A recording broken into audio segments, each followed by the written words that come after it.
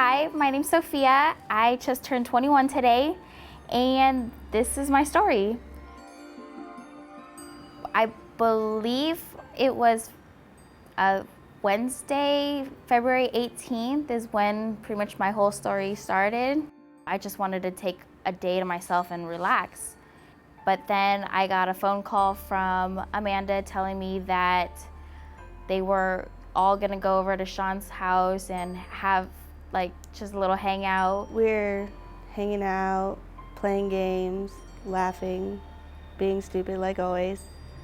And then pretty much from then on, it's a blank to me. Like, I don't really remember much. It was dying down. It was like really late, like 4:30, 5 o'clock. And she was laying on the couch. And I think she tried to get up. And then that's when she said that she felt lightheaded. Her eyes were kind of like just stiff, like rocks. And I tried to pull her up because I thought she was choking because she had like foam on her mouth. On Thursday morning, February 19th at 4:45 a.m., the crew of Engine 5, consisting of myself, Operator Joe Stillwell, and firefighter Greg Lansack, responded for a possible code blue for a 20-year-old female. I called 911 because I saw like her hands were like stiff and everything, and like she was kind of cold, so that's when I called them. As we entered the apartment, that was our first encounter with Sophia.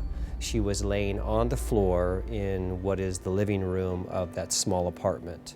As they began to assess her EMS, I attempted to gain information from others in the room. While in that process, firefighter Lansack looked up at me and said, "Cap, we're going to need you to begin CPR."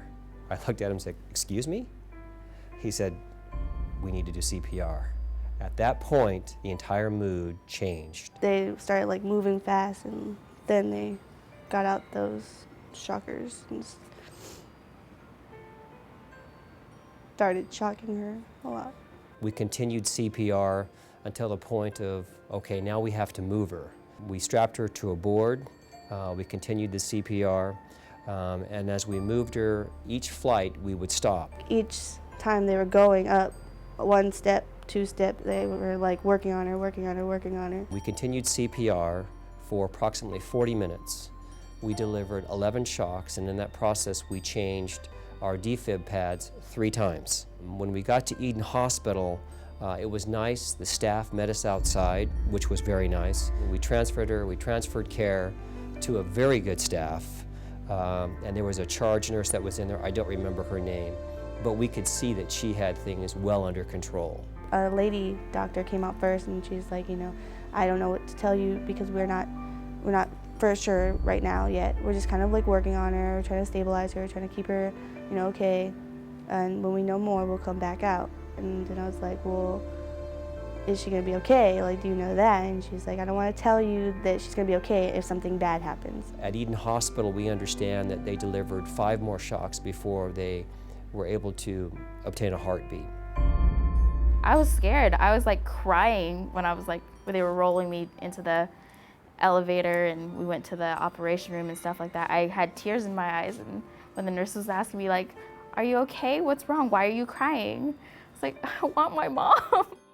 I have a pacemaker slash defibrillator implanted.